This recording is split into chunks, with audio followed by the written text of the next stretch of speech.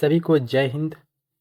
आज का हमारा टॉपिक है पाजेब कहानी, जो कि जैनेंद्र कुमार के द्वारा लिखा गया है। आज के इस क्लास में हम लोग पाजेब कहानी का सारांश को देखेंगे। इनसे बनने वाले ऑब्जेक्टिव टाइप, सब्जेक्टिव टाइप सभी प्रकार के क्वेश्चन को देखेंगे, जो कि हमारा बीए सेमेस्टर 6 के एग्ज़ाम से को नज़र में रखते हुए हम लोग सभी को करने वाले हैं। ठीक है, तो अगर आप हमारे चैनल पर पहली बार जुड़े हैं तो आप चैनल को सब्सक्राइब कर सकते हैं और आगे की तैयारी कंटिन्यू रख सकते हैं। ठीक है, तो चलिए हम लोग सबसे पहले कवि के परिचय से स्टार्ट करते हैं, उसके बाद सारांश को देखेंगे। तो देखिए, कवि का नाम है जैनेंद्र कुमार। ठीक है, जैनेंद्र कुमार इसका कवि हैं, जिनका जन्म होता है 2 जनवरी 1905 को। कहाँ पे? तो कोडियागंज, अलीगढ़, उत्तर प्रदेश में। यहीं से आपका ऑब्जेक्टिव टाइप प्रश्न पूछा जाएगा कि जैनेंद्र कुमार का जन्म कहाँ पे हुआ था या फिर कब हुआ था। तो आप लोग इसे याद रखेंगे। इनका मूल नाम अगर पूछा जाए तो आनंदी लाल इनका मूल नाम है। साहित्य युग की बात करें तो ये आधुनिक काल के कवि माने जाते हैं। प्रमुख विशेषता की बात करें तो ये मनोवैज्ञानिकता, व्यक्तिवाद, नारी चेतना और अंतर मन का चिंतन करते हैं, यानी कि जो मन के अंदर चलता है उनके बारे में इन्होंने लिखा करता है। ठीक है, और ये गांधीवादी विचारधारा के कवि माने जाते हैं। ठीक है, और इनका जो निधन होता है वो 24 दिसंबर 1988 को नई दिल्ली में हो जाता है। जैनेंद्र कुमार को साहित्य अकादमी पुरस्कार तथा पद्म भूषण जैसे महत्वपूर्ण सम्मानों से सम्मानित भी किया गया है। ठीक है, और इसकी प्रमुख कृतियाँ की बात करें तो उपन्यास और कहानी, निबंध और मतलब ये सभी प्रकार की इन्होंने लिखा है। जैसे उपन्यास में सबसे प्रमुख देखा जाए तो परख, सुनीता, त्यागपत्र, कल्याणी, सुखदा, जयवर्धन। हम लोगों ने पिछले सेमेस्टर में त्यागपत्र को पढ़ा था, हो सके आगे आने वाले में इन सबको भी पढ़ना पड़े। ठीक है, देखिए कहानी संग्रह में फांसी, वातायन, नीलम देश की राजकन्या, एक रात, दो चिड़िया, पाजेब, तो ये आपका कहानी है। ठीक है, वहीं निबंध में देखा जाए तो प्रस्तुत प्रश्न, जड़ की बात, पूर्वोदय, साहित्य का श्रेय और प्रिय। ठीक है, इसकी विशेषता की बात करें तो जैनेंद्र जी की कहानी में बाह्य घटनाओं के बजाय, यानी कि जो बाहरी घटना हो रहे हैं उनके बजाय पात्रों के अंतर मन की उलझनों, दबी भावनाओं और बाल मनोविज्ञान का सूक्ष्म एवं यथार्थवादी विश्लेषण मिलता है। यानी कि जो व्यक्ति के मन के अंदर चलता है, जो भावना रहता है, उनके ऊपर ये लिखा करते हैं ज़्यादातर। ठीक है, तो देखते हैं आगे। कहानी का परिचय अगर शॉर्ट में देखा जाए तो पाजेब जो कहानी है वो बाल मनोविज्ञान पर आधारित है। जैनेंद्र कुमार की एक श्रेष्ठ मनोवैज्ञानिक कहानी है। ठीक है, इसमें एक बच्चा है जिसका नाम आशुतोष है। ठीक है, जो घर पर ही खोई पाजेब की चोरी का झूठा संदेश करने लगते हैं। बड़ों द्वारा उस पर मानसिक दबाव बनाने और अंततः सच सामने आने पर बड़ों का पश्चाताप व आत्मगलिन का अनंत मार्मिक चित्रण किया गया है।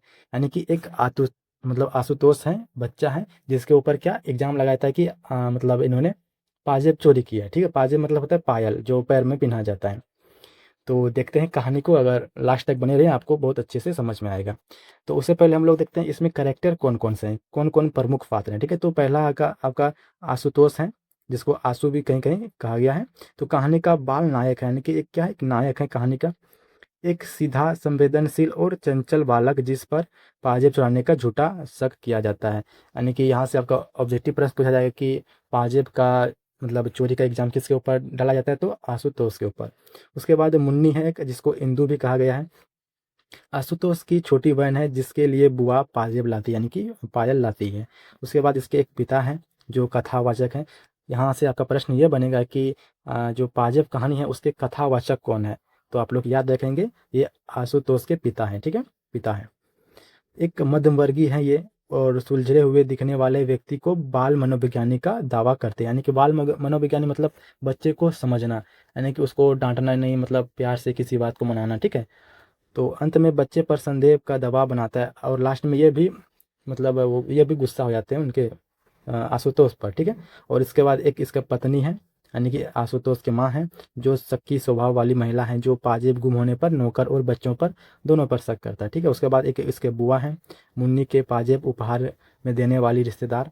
ठीक है, तो अगर आपसे पूछा जाए कि पाजेब किसने दिया था मुन्नी को, तो बुआ ने दिया था। उसके बाद एक इसका एक वंशी है, जो घर का एक नौकर है। ठीक है, और बाकी पतंग वाला है, साइकिल वाला, ये सब का इसमें सीन है।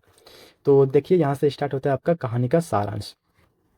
कहानी की शुरुआत एक पारिवारिक और सुखद माहौल से होती है। आशुतोष की बुआ उसकी छोटी बहन मुन्नी के लिए चांदी की एक सुंदर पाजेब लाती है। हालांकि जो मुन्नी है वो बहुत छोटी है, 3-4 साल की, ठीक है। तो वो गांव में बाकी लड़कियों को यानी कि पायल पहनते हुए देखती है, तो वो घर में आके बोलती है कि हमें भी पाजेब चाहिए, पायल चाहिए पहनने के लिए। तो इनके बुआ आती है, तो वो बोलते ठीक है लेके आऊँगे अगले इतवार को। तो फिर वो लेके आती है और इसे देती है किसको, मुन्नी को। तो मुन्नी उस पाजेब को पहनकर पूरे घर में खुशी खुशी छम छम करते हुए घूमती है। घर के सभी लोग उस पाजेब की सुंदरता का प्रशंसा करते हैं, तारीफ करते हैं। अगली सुबह अचानक पता चलता है कि मुन्नी की पाजेब गायब है, और मतलब पहन के घूमने के बाद वो खोल के वापस धर देती है कि बाद में फिर पहनूंगी, ठीक है। तो इसका फिर पायल क्या है, खो जाता है एक पायल, ठीक है। तो खोजबीन शुरू होती है, तो माँ तुरंत शक जताती है कि पाजेब चोरी हो गई है। सबसे पहले संदेह का कांटा घर के नौकर बंसी की ओर घुमाता है, यानी सबसे ऊपर जो शक करता है वो बंसी के ऊपर करता है, जो कि उसका घर का नौकर है। उससे कड़ी पूछताछ की जाती है, उसकी तलाशी ली जाती है, लेकिन उसके पास कुछ नहीं मिलता है। बल्कि यह जो बंसी है यह भी मिलके साथ में खोजता है पायल को, हालांकि नहीं मिलता है। फिर जब नौकर निर्दोष साबित होता है, तो शक की सुई घर के बालक आशुतोष की ओर मुड़ जाता है। आशुतोष को कुछ दिन से पहले, मतलब कुछ दिन पहले, मतलब पहले पड़ोस के लड़के जिसका नाम है छन्नू की साइकिल किराए पर चलाने और पतंग उड़ाने का बड़ा शौक था। यानी कि जो छन्नू था तो उसका साइकिल था उसके पास, तो आशुतोष मतलब साइकिल मांग के चलाता था, तो कहीं पतंग मांग के उड़ाता था, ठीक है। तो इसके ऊपर शक करता है। माँ को याद आता है कि आशुतोष पैसे की मांग कर रहा था। माँ पिता से कहती है कि कहीं आशुतोष ने तो पाजेब उठाकर बेच या छुपा तो नहीं दी। पिता शुरू में स्वयं को समझदार और बाल मनोवैज्ञानिक मानता है। वह सीधे डांटने के बजाय आशुतोष को प्यार और युक्त से सच उगलवाने का प्रयास करते हैं। वे आशुतोष को अपने पास बुलाते हैं और विभिन्न प्रकार के प्रश्न पूछते हैं। वो उन्हें लालच भी देता है कि बता दो सच, हम आपको मतलब पैसे देंगे, ठीक है। ये ऐसा मतलब लालच देता है उसको, ठीक है। उसके बाद देखिए आशुतोष पूरी मासूमियत से बार बार कहता है कि उसने पाजेब नहीं ली है, पायल नहीं ली है। उसे इस बारे में कुछ नहीं पता है, परंतु बड़ों के बार बार पूछने, उसके चेहरे के अविश्वास और घर के भारी तनाव भरे माहौल से बालक जो आशुतोष भीतर तक सहम जाता है। उसे लगने लगता है कि सच बोलने पर कोई उसकी बात नहीं मान रहा है, तो जब तक वह हाँ नहीं कहेगा यह मानसिक प्रताड़ खत्म नहीं होगा। भय और दबाव में आकर आशुतोष अंत में झूठ बोल देता है और उसने पाजेब ली थी और अपने दोस्त पतंग वाले को दे दी है। और फिर मतलब इसको बार बार पूछा जाता है कि तुमने ही लिया है, तो ये ना कहते कहते फिर लास्ट में बोलता है हाँ मैंने लिया है और मैंने अपने दोस्त छन्नू को दिया है। फिर छन्नू ने पूछता है कि मतलब उसको पूछता है कि फिर बोलता है कि छन्नू के पास नहीं हुआ तो फिर वो बोलता है कि नहीं हमने पतंग वाले को दिया है। फिर दोनों से पता करता है तो कहीं नहीं मिलता है, ठीक है। दिखते हैं आगे। फिर पिता जब पतंग वाले के पास पहुंचते हैं, तो वहां इस बात से साफ इनकार कर दिया जाता है कि घर लौटने पर जब आशुतोष से फिर कड़ाके से पूछा जाता है कि वह डांट कर नया बहाना बनाता है कि उसने पाजेब छन्नू साइकिल वाला को दे दी थी। जब वहां भी पाजेब नहीं मिलती, तो पिता का गुस्सा 7वें आसमान पर पहुंच जाता है। आशुतोष को कठोर डांट और पड़ताल झेलनी पड़ती है। बच्चे पूरी तरह टूट जाता है और रोने लगता है, और कई बार इसे कमरे में बंद कर दिया जाता है कुछ देर के लिए और इसे डांटा जाता है, ठीक है। फिर देखते हैं आगे। अगले दिन अचानक बुआ का आगमन होता है, और मतलब सभी पूरा माहौल मतलब डांटने वाला है, क्योंकि चांदी का पायल है। तो खोजने के लिए मतलब सबका शक इसी के ऊपर है, आशुतोष के ऊपर। फिर अगले दिन क्या होता है, तो उनकी बुआ आती है अचानक। बुआ के हाथ में पाजेब लिए घर में दाखिल होती है, और जब बुआ आती है तो उसके हाथ में क्या रहता है, तो पायल होती है। और बताती है कि उस दिन जब मैं घर जा रही थी तो पाजेब उसके थैले या कपड़ों के साथ गलती से उनके घर चली गई, और एक पायल उनकी बुआ के साथ ही वापस चल गई थी, ठीक है। तो यह सुनते ही घर के सभी सदस्य, विशेषकर माता और पिता के पैरों तले मतलब जमीन खिसक जाता है। उनका सारा अभिमान और न्यायप्रियता एक क्षण में ही ढह जाती है। यानी कि जो पायल मत का शक कर रहा था आशुतोष के ऊपर, वो पायल कहाँ पे था, तो बुआ के पास था, ठीक है। तो इस प्रकार का घटना हमारे समाज में, गांव में होते रहता है, ठीक है। तो हम लोग भी बच्चे थे तो उस टाइम हमारे ऊपर भी मतलब अगर हमने चोरी भी नहीं भी की है तो ज़बरदस्ती पूछा जाता है कि नहीं तुमने ही लिया है पैसा वगैरह कुछ भी। तो इस तरह होते रहता है, ठीक है। उन्हें गहरा आघात लगता है कि जिस बच्चे को वह चोर समझकर मानसिक रूप से प्रताड़ित कर रहे थे, वह पूरी तरह निर्दोष था। बड़ों का अविश्वास और तथाकथित मनोवैज्ञानिक एक मासूम बच्चे के आत्मसम्मान और विश्वास को कितनी गहरी चोट पहुंचा चुका था। इसका असहाय पिता को आत्मग्लानि और मौन लज्जा से भर देता है, यानी कि बहुत लज्जित होता है। कहानी की तीव्र मनोवैज्ञानिक अद्वंत और पश्चाताप पर समाप्त हो जाती है और फिर वे आपस में पछताने लगते हैं कि हमने बेकार में इसके ऊपर शक किया था। हालांकि पायल मिला किसके पास, तो बुआ के पास। ठीक है, तो ये था कहानी और यहाँ से आपका सब्जेक्टिव टाइप का प्रश्न स्टार्ट होता है। तो देखिए, पहला प्रश्न है कि पाजेब कहानी का मूल उद्देश्य क्या है। तो इस कहानी का भी अगर आप पूरा कहानी पढ़ना चाहते हैं तो डिस्क्रिप्शन में लिंक मिल जाएगा, आप वहाँ जाके पढ़ सकते हैं। हालांकि आप सारांश को सुनने के बाद भी हमको नहीं लगता कि आप इसे पढ़ने की ज़रूरत होगी। ठीक है, तो कहानी में इतना ही है, ज़्यादा कुछ नहीं है इसमें। ठीक है, तो देखिए पाजेब कहानी का जो मूल उद्देश्य है, तो देखिए इस कहानी का मूल उद्देश्य बड़ों के झूठ, दंभ और संदेही स्वभाव और बाल मनोविज्ञानिक की अधूरी समझ को उजागर करना है। कहानी दिखाती है कि बड़ों का विश्वास और दबाव मासूम बच्चों को ना कहते हुए भी झूठ बोलने और मानसिक पीड़ा झेलने के लिए विवश कर देता है। जब बार बार लोग इसी के ऊपर टॉर्चर कर रहे थे, इतना टॉर्चर किया गया कि वह जानबूझकर हाँ हाँ हाँ बोलते गया कि हमने ली है, किसको दिया, साइकिल वाला को दिया, हाँ, पतंग वाला को दिया, तो हाँ, जो उसको पूछा जाता था सब में वो हाँ हाँ भरते गया, हालांकि उसने नहीं लिया था। ठीक है, तो देखिए दूसरा प्रश्न कहता है कि आशुतोष ने पाजेब ना चुराने पर भी चोरी की बात क्यों स्वीकार कर ली थी। तो देखिए बड़ों के लगातार अविश्वास, यानी कि उनके ऊपर विश्वास नहीं था किसी को, कठोर पूछताछ और घर के दम घोटू वातावरण, वातावरण पूरा माहौल चेंज हो गया था जब किसी कोई चोरी होता है सामान तो। ठीक है, तो आशुतोष बुरी तरह डर गया था। उसे लगता था कि सच बोलने पर उसे कोई नहीं समझेगा और ना केवल हाँ कहने से वह उस भय और पूछताछ से मुक्त पा सकता है। यानी कि इसको 1-2 दिन से टॉर्चर किया जाता था, पूछा जाता था लगातार, कमरे में कभी बंद कर देते थे। तो इन्होंने सोचा कि क्यों ना हाँ ही बोल दे, शायद ये सब माहौल शांत हो जाए। ठीक है, तो इसी में आकर ये हाँ भर देता है लास्ट में। ठीक है, तो देखिए नेक्स्ट प्रश्न कहता है कहानी में पिता का चरित्र किस प्रकार है।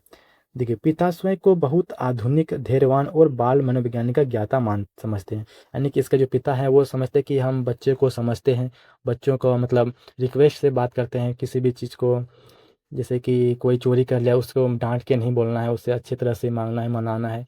तो ये अपने आप को आधुनिक, धैर्यवान, बाल मनोविज्ञानी का ज्ञाता समझते हैं। ठीक है, वे बच्चों पर सीधा हाथ उठाने के बजाय युक्तियों से सच निकलवाना चाहते हैं, कोशिश करते हैं। यानी कि वह बोलते हैं कि अगर आपने पाजेब दे दिया है तो आपको हम कोई गिफ्ट देंगे, कोई भी लालच देता है, पैसे का लालच देता है। ठीक है, लेकिन वास्तव में उनके भीतर भी पूर्वाग्रह और अविश्वास होता है, उनके ऊपर अंदर में भी विश्वास ना करने का अथी होता है। ठीक है, अंत में सच सामने आने पर भारी आत्मग्लानि और लज्जा से भर जाता है। ठीक है, नेक्स्ट प्रश्न कहता है पाजेब गुम होने पर सबसे पहले किस पर और क्यों शक किया गया। तो सबसे पहले शक किया गया था नौकर के ऊपर। ठीक है, तो पाजेब गुम होने पर सबसे पहले घर के नौकर जिसका नाम बंसी था, ठीक है, तो आप लोग नाम को भी याद रखेंगे, बंसी के ऊपर शक किया गया था क्योंकि समाज की यह आम धारणा होती थी कि यह नियम होता था कि घर में कोई कीमती वस्तु अगर गायब होता है तो सबसे पहले नौकर के ऊपर शक किया जाता है। ठीक है, क्योंकि वह काम करते हैं घर पे, तो सबसे ऊपर शक नौकर के ऊपर ही किया था इसमें भी।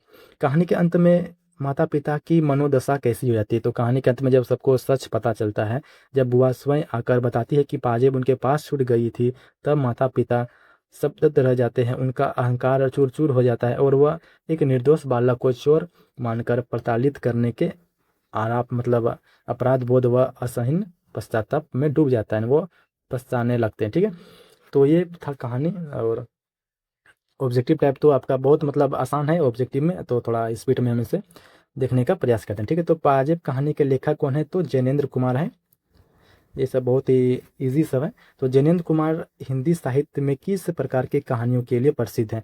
तो ये एक ऐतिहासिक इतिहास के ऊपर नहीं, यानी ये क्या लिखा करते थे, तो मनोविज्ञानी, यानी मन के अंदर चलने वाला, जो सभी के अंदर एक दुनिया चलता है मन के अंदर। ठीक है, तो उनके अंदर जो किसी के मन के अंदर क्या चल रहा है उसके ऊपर ये लिखा करते थे। ठीक है, अपने मन के अंदर जो किसी को बता ना जा सके। ठीक है, तो इस प्रकार का। नेक्स्ट है कि पाजेब किसके लिए खरीदी गई थी। तो वह किसके लिए खरीदी गई थी, तो वह मुन्नी के लिए खरीदी गई थी। ठीक, मुन्नी यानी इंदू के लिए। मुन्नी के लिए पाजेब कौन लेकर आया था, तो बुआ लेकर आई थी। ठीक है, ऑप्शन नंबर सी हो जाएगा। कहानी के मुख्य बाल पात्र नायक कौन है, यानी कि नायक पूछ रहा है बाल पात्र, तो वो आशुतोष है, ऑप्शन नंबर बी हो जाएगा आशु। पाजेब किस धातु की बनी थी? तो वह चांदी की थी। ठीक है, चांदी। ऑप्शन नंबर बी हो जाएगा। पाजेब गुम होने पर सबसे पहले किस पर शक किया गया था? तो उसका जो नौकर था बंसी पर। ठीक है।